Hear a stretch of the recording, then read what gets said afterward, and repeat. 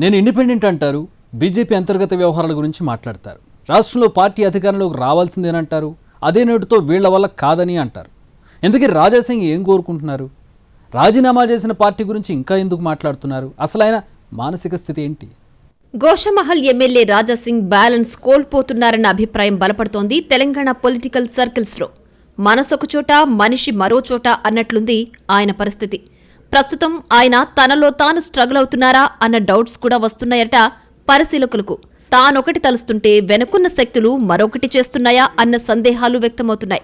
రాష్ట్ర పార్టీలో ఒకరిద్దరు నేతల మీద రాజాసింగ్కు ఉన్న కోపాన్ని ఎవరో అడ్వాంటేజ్ తీసుకుని ఎమ్మెల్యేనే బలి చేస్తున్నారన్న అనుమానాలు సైతం ఉన్నాయట పార్టీ సర్కిల్స్లో. పార్టీలో ఏం జరిగినా ఆ విషయాన్ని క్షణాల్లో రాజాసింగ్కు చేరవేస్తూ రెచ్చగొడుతున్నట్లు చెప్పుకుంటున్నారు. ఇటీవల మొదటిసారిగా రాజాసింగ్కు గట్టి కౌంటర్ ఇచ్చింది. రాజీనామా చేసిన మీరు పార్టీని ఉద్దేశించి అవహేళనగా ఎందుకు మాట్లాడుతున్నారని ప్రశ్నించింది. అదే ప్రశ్న ఇతరత్రా కొన్ని వర్గాల నుంచి కూడా వినిపిస్తోంది. మీకో దండం, మీ పార్టీకో దండం అని చెప్పి రాజీనామా చేసిన రాజాసింగ్ ఇంకా ఆ దండం పెట్టేసిన పార్టీ గురించి ఎందుకు మాట్లాడుకున్నారన్న ప్రశ్న గట్టిగానే వినిపిస్తోంది. ఆయన మాత్రం తగ్గేదేలే అన్నట్లు పార్టీలో ఏం జరిగినా నేను స్పందిస్తూనే ఉంటానని అంటున్నారు.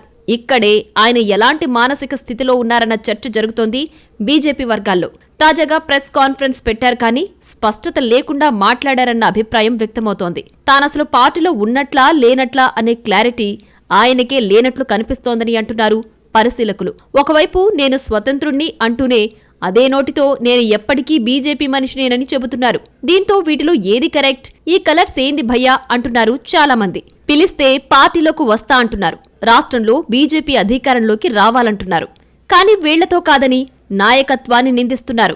అలాగే నేను 4వ పోటీ చేస్తానో లేదో అని అంటూనే పోటీ చేస్తే బీజేపీ కార్యకర్తలే గెలిపిస్తారంటూ ట్విస్ట్ ఇస్తున్నారు. కొత్త కమిటీలో మంచివాళ్లు ఉన్నారని, ఏళ్లుగా పార్టీ కోసం పనిచేసిన వాళ్లని అంటూనే వీళ్ల నాయకత్వంలో అధికారం వస్తే నేను రాజకీయ సన్యాసం చేస్తానని అంటున్నారు. దీంతో అసలింతకీ రాజాసింగ్ ఏం చెప్పదలుచుకున్నారన్నది ఎవ్వరికీ అర్థం కావడం లేదట.